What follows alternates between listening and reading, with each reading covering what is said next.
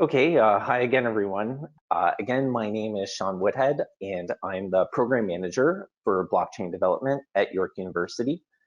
So the structure of this information session is based on what the most pressing questions that you have on whether or not this is a program that you would like to complete. So what I've done is I've laid out the session to first describe what the labor market looks like in Toronto for developers, followed by what your trajectory into the labor market could look like. Then I would like to change gears by explaining why we thought it was a good idea to develop this program at York. And then from there, I'll go deeper into the description of the program. And just a quick note about me. I came to the School of Continuing Studies in 2017. My entire career has been spent in the Ontario College and University sectors. What I bring to this program, from my perspective, is ample experience in program management. Education-wise, I did my Master's of Education at University of Toronto, and I'm currently working on my PhD in education at York University. I'm a strong believer that professional programs, such as this postgraduate certificate in backend and blockchain development, must have a curriculum that is tied to the career-related goals of its students and address real labor market needs. I'll go deeper into that alignment of the curriculum to career goals and labor market needs later in this info session. And aside from all that, I've been a Toronto resident and for the past 12 years, which segues nicely into, I just wanted to talk about Toronto real quick, just in case you haven't had an opportunity to visit us before. So this is a city with it's a hub of activity, lots of opportunity to work, to explore, to have fun. If you join our program, this city or one of the neighboring cities would be where you'd live. As for myself, as I mentioned, I moved to Toronto 12 years ago from a smaller city in Ontario of just over 50,000 people. After moving to Toronto, I've been very hard pressed to want to live anywhere else. And on that note, I just wanted to mention then what perhaps makes Toronto so special. So Toronto is Canada's largest city with a population of 6.2 million citizens. And on top of us being the largest Canadian city, The Economist magazine ranks Toronto as the #1 global city to live in the world, followed second by another Canadian city, Montreal, just next door in the province of Quebec. Toronto is also an incredibly diverse city to live in, with over 200 languages spoken across the city. 45% of residents have a mother tongue that is not English or not French. And while Cantonese, Spanish, and Italian are the most widely spoken non-English or non-French languages, it's noteworthy that Punjabi, Urdu, and Tamil are each languages that have over 100,000 speakers each in Toronto. Lastly, and perhaps most importantly, Toronto is incredibly safe. We are the #1 safest city in North America and the #6 safest city in the world, according to the Safe Cities Index. And as I mentioned before, lots of fun things to do in the city. So moving into the labor market and what it looks like for developers in Toronto. So CBRE has reported that Toronto is the fastest growing tech community in the world and #3 in North America. And with being a growing tech hub comes a need for a wide variety of technical roles. And that includes software developers and blockchain developers. So exactly how many developers are in Toronto? So I was looking for this last night. I couldn't find the exact number of developers who are working in Toronto. I do, however, have data on the number of new job postings. So in the last year, there's been 7,778 new job postings with an average salary of $87,000. This is a massive number of new job postings for any occupation in the city. Also noteworthy, with regards to blockchain development, we've seen a 374% increase in blockchain developers. Randstad, which is a multinational human resource consulting firm, has declared blockchain as being one of the top 10 emerging fields in Toronto. At a high level, entry into the labor market as a developer is fairly straightforward. The steps you would take is to you apply to the program and you apply for your student visa. Then you get admitted into the program, and with approximately the first half of the program being online and the second half of the program being on campus. And although but I should mention that you are working on experiential learning projects throughout, and you also work with a business near the end of the program. And then the program concludes. You may have then decided to apply for a post-graduation work permit, and then you end up deciding to work in Canada after graduation. So what does working after graduation look like? As I had mentioned to you before, there are nearly 8,000 new job postings that we've seen in just Toronto in the last year for developers, and with that average salary of $87,000. Now, what I should mention is that if you don't have relevant work experience and you would be coming into a developer role fresh, you could expect to see a slightly lower salary than the one that I've described. If as a blockchain developer, the average entry salary is in the 70,000s per year.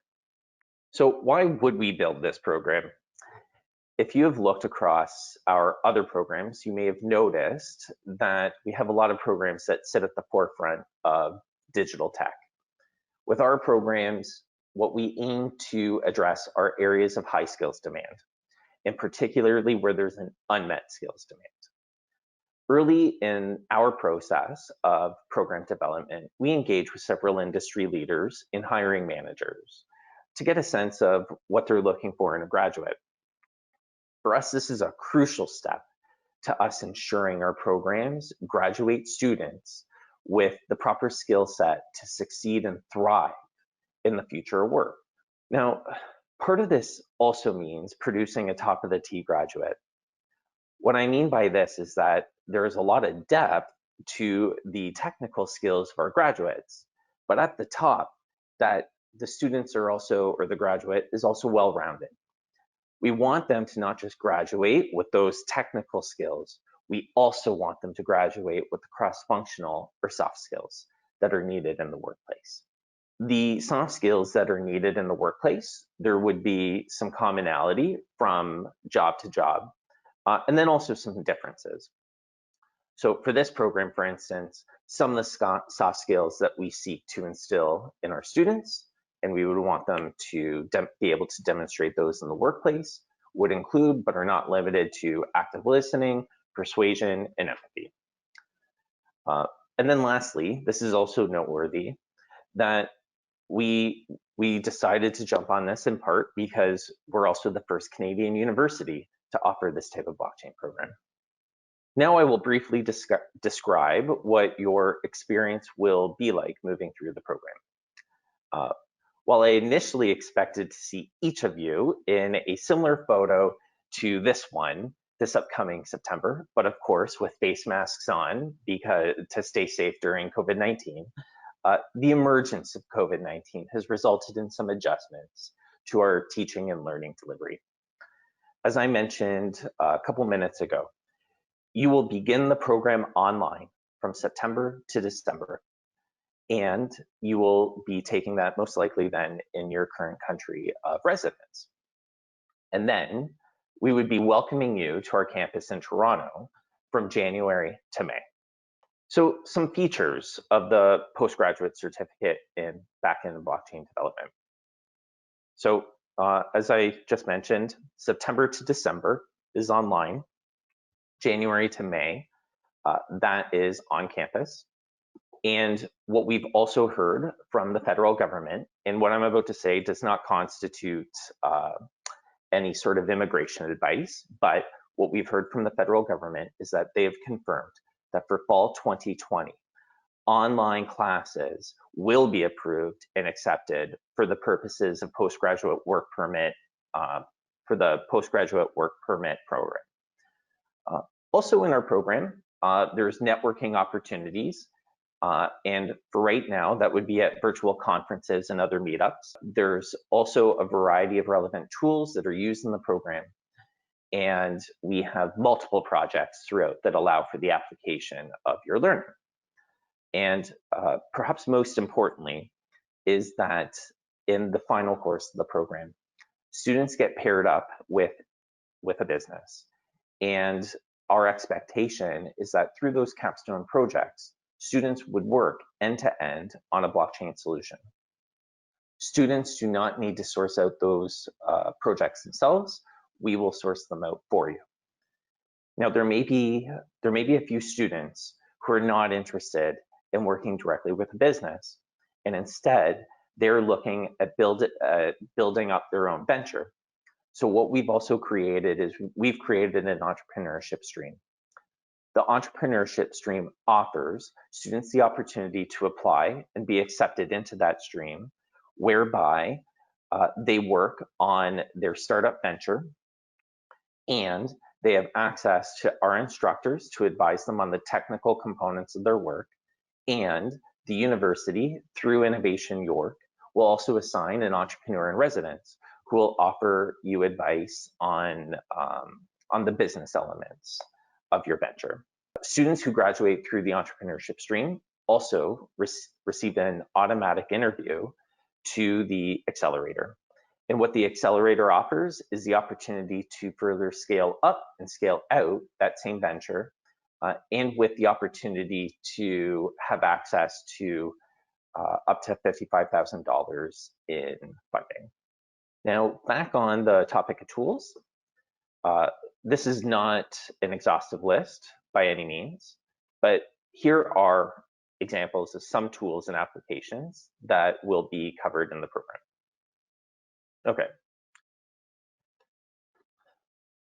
Now, while I'm still actively recruiting for a couple final members of the instructional team, we have most of the teaching assignments completed. Now, what I look for in hiring instructors are individuals who have important relevant experience that relates to this program. Ultimately, what I really want is I want the instructors to be in a place where they can share with you their experience, and they can also use that experience and fit that into the context of your learning. And my expectation is from that, then you're not just developing skills and knowledge with no understanding of how you would apply it in the workplace, but instead you will understand why you're learning something and how you will apply it. So then that's also reflected in our curriculum style. Most of your assignments are not going to be exams and essays. In fact, there are no exams. Instead, most of your assignments will be in the form of experiential learning projects, use case assessments, and coding labs. You see up here two other instructors that we have. For these final 4 courses that you see up here, these are the blockchain specific courses. So I'm going to go back to the previous screen for a sec. Now, these 5 courses are there's still blockchain context to them, but these are focused very much on back-end development and with a little bit of front-end development. When you get into these courses, this is where you then specialize in blockchain. And also, I should mention that for each of these 4 blockchain courses, these would be courses that you're completing on campus at York. Okay, so in terms of admission requirements for this program, there are very few, but nonetheless important. Most applicants that I've seen, or most of the applications that I've seen so far, the applicant is bringing in a computer science degree or a Bachelor of Technology or some similar tech degree. What I've also seen in a few cases are applicants, and successful ones at that, who have brought in an applied math degree or a physics degree. So what I would say is that if your degree is it's a Tech 1, or if it's a heavy quant degree, like an applied math or like a physics, then I would say that you have a good chance of being approved into the program, as long as it's coupled with that coding experience. Now, online, if I recall correctly, we do indicate that we're looking specifically for experience coding with JavaScript. What I would say is that if you do not have experience with JavaScript, but if you have extensive experience with another language, like with Java or with C++, C#, Python, I would say that you'll have satisfied this requirement. And then what I would just ask for is that before coming into the program, that you do one of those quick and easy online courses in JavaScript. And if you don't know where to find those, then you can reach out to our team and we will point you in the right direction. Lastly, there is an English requirement for entry into the program.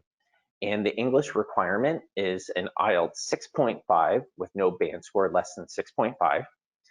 And we also do accept equivalent scores for other English tests. And we do have each of those tests posted online with the corresponding scores. We have them on the blockchain program webpage. Now, if you are just shy of meeting the requirement, and if you are seeking special consideration, my advice would be to reach out to the continuing studies advising team or reach out to myself, and I'll share with you the contact information at the end of this information session. So how much does such a program cost? So for this program, admission is, or the cost to enroll is $20,995. Now, this is comparable in price to many of the one-year certificates offered in Ontario, and you have the added benefit of completing this program up to 4 months faster, and also with that experiential learning component that I mentioned before, where you're working directly with the business and where we source the project for you and you don't need to find it yourself.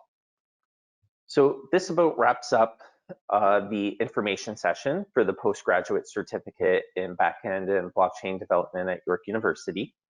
What I was just going to say one more time, if you have not yet submitted a visa application, but you do have the intention of applying, my advice would be that you begin collecting your documentation. And again, this is not immigration advice, but what I would say is that with the deadline to apply being September 10th, and given the fact that that's already been extended from July 15th to September 10th, and it's because the program starts online. So, and with the recent changes made by the federal government, allowing international students to begin taking programs online if they've simply submitted their visa application, what I'm suggesting is that you begin pulling together all of your documentation as soon as possible, because if the September 10th deadline is missed, there are no exceptions. We cannot accept anyone else after September 10th. Now, it's possible that you may not have questions that come to mind immediately, but that in an hour, or a day, or a few days from now, then some of the questions start coming to mind. And then that's okay. You can reach out to us directly. You can reach out to Michael Kasiba, who is the Continuing Studies Advisor, who's assigned to this program. And you can reach him at continue@yorku.ca.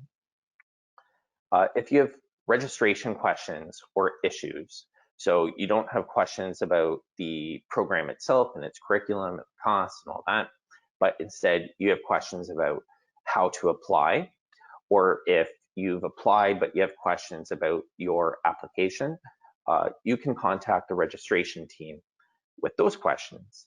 So you can reach out to them at regscs@yorku.ca.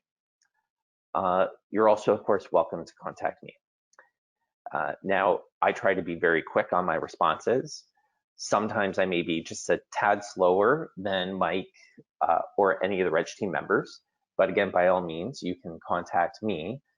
My name is Sean Woodhead, and my email address is woodhead@yorku.ca. That is Woodhead, WOODHEAD @yorku.ca. So again, anything else comes up, you have any other questions, you can reach out to Mike Kasiba or the registration team or to myself. And also, as I had mentioned before, I recommend that if you are interested in beginning this program next month, my recommendation is to not delay any more than you need to, because it may take you a few weeks to get all of your documentation together. And as the federal government has informed us, once you apply for your student visa, you receive approval in principle, and you receive that right away.